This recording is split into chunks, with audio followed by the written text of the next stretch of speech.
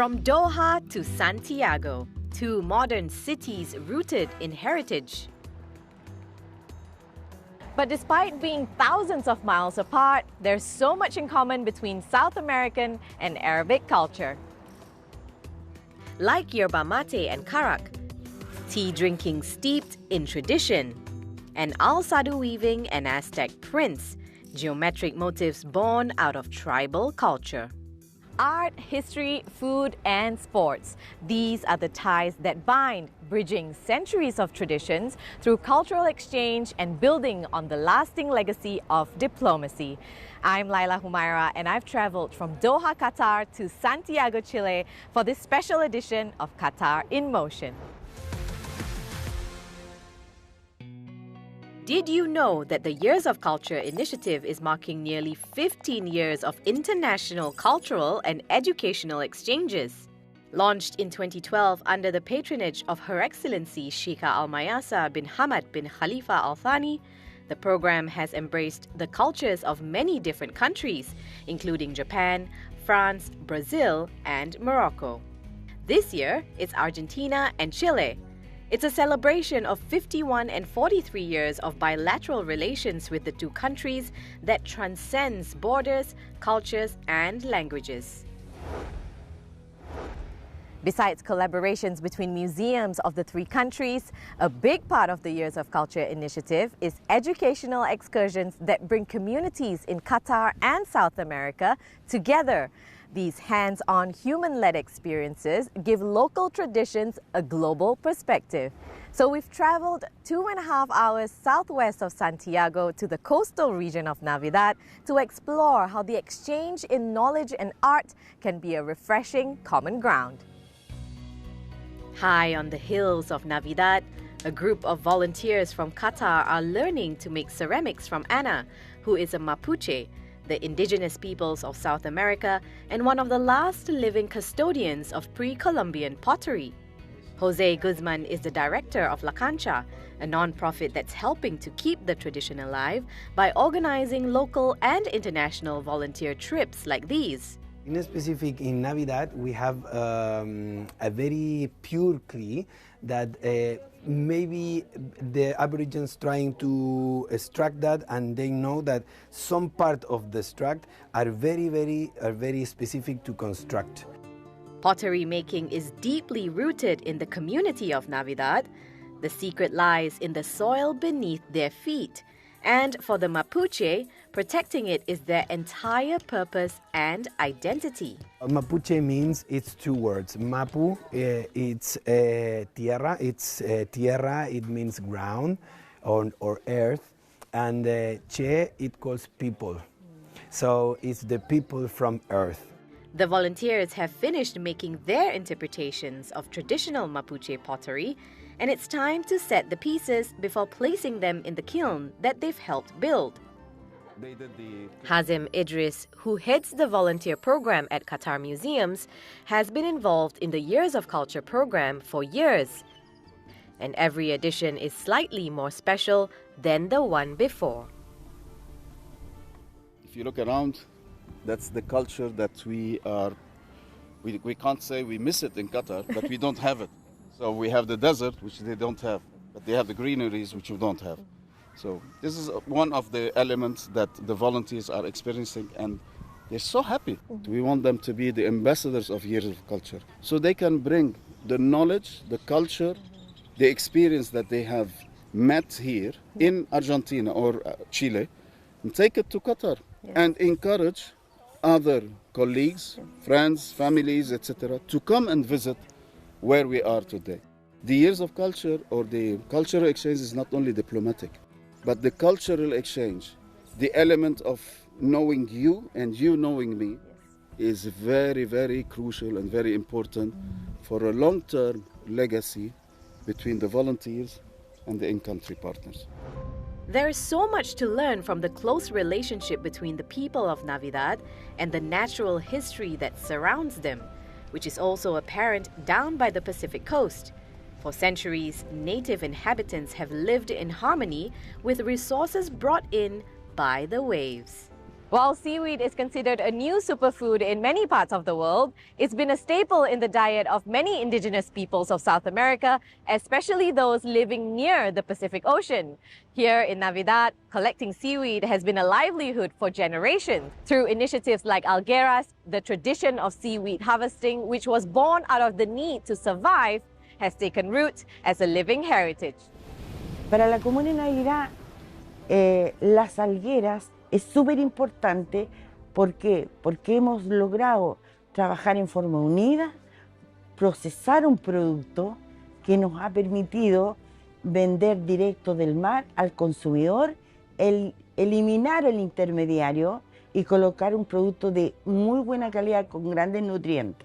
Seaweed has been proven to contain more calcium than milk, while some species have been used as meat alternatives. What started out as a small space in her garage has now turned into a factory, cleaning, processing, and packaging seaweed for the market. And Cecilia hopes that her participation in the Years of Culture will help open doors internationally. Para nosotros la importancia de esta pasantía internacional, que digo yo, nosotros acá hemos logrado, porque soy convencida de que el trabajo en equipo nos va a hacer fuerte. La cancha permitió unir el mundo de usted con el mío. Como mi mundo los necesita usted y ustedes nos necesitan a nosotros.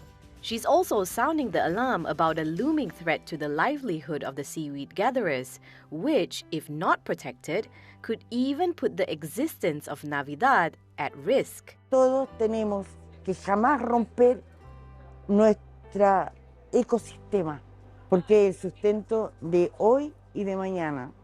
Nuestra obligación de proteger, cuidar, ser responsable, porque la naturaleza es el que nos permite vivir cada día.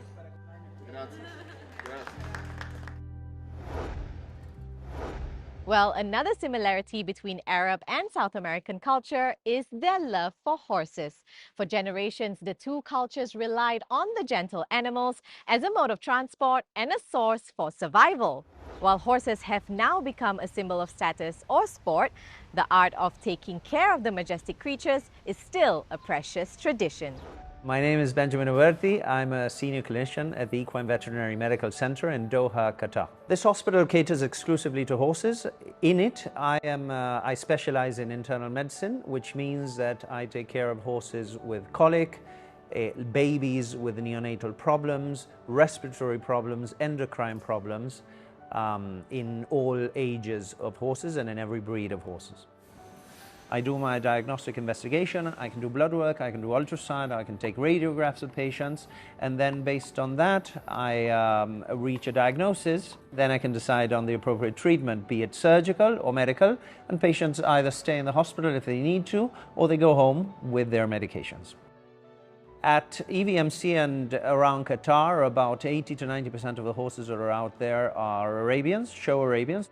Show Arabians are beautiful. They're an exceedingly ancient breed, thousands of years old, and they're very valued here culturally. In my home country, we have lots of criollo horses, which are riding horses, working horses, and also polo ponies. And they are horses that are adapted to survive in the Pampas or in Patagonia, on either side of the mountains, and they're very hardy breeds. I was born in Argentina, I grew up in Buenos Aires, but I was lucky enough to travel a lot, to spend all my holidays at my uncle's farm. They always had cattle and horses, and I was able to grow up riding. I was maybe 14 or 15 years old, and this horse was just new. It had just come into the house, and it cut its leg. I remember the vet coming in and cleaning, disinfecting the wound, and putting a bandage on it, and giving it antibiotics. I was helping him out and holding the horse and then giving him the bandaging material, and to me it felt profoundly exciting, you know, helping out a live being. We share what we know with younger generations in many different ways. My children are Latin American, and so we make a point of going back home as often as we can to make sure that, first of all, that they stay in touch with their grandparents, uncles and cousins, but we also always take them home riding.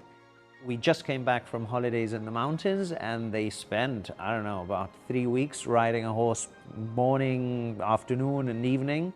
My job as a doctor of horses is just a blessing for me. It's what I really enjoy doing. Another South American contribution to Qatari society comes in the form of a future modern and contemporary art museum. In 2016, the Chilean architectural studio Elemental was awarded with the task of designing the Art Mill Museum, set to open in 2030. I spoke to Alejandro Aravena, the Pritzker Prize-winning architect and executive director at Elemental, about the progress so far. We're not starting from scratch, we're starting from existing port, the silos. In industrial architecture, the structure is the architecture. The DNA is already there. In these 8 years, on the one hand, you keep on adding technical data, you need to be very rigorous to make sure that whatever you do will last physically, culturally. And at the same time, you have to evolve in what are the latest trends in exhibition spaces, but also in city design. Qatar has been in a dynamic in which shaping the form of public living, or where people will live together. And we hope we will contribute with this specific project that is in a very special location at the end of the Corniche to expand that public realm in which people will be able to come together in a nice way. Long after this edition of the Years of Culture concludes, through lasting partnerships and yearly events, the legacy of the countries will continue. That's all the time we have for now. Thanks for watching Qatar in Motion, and see you next time.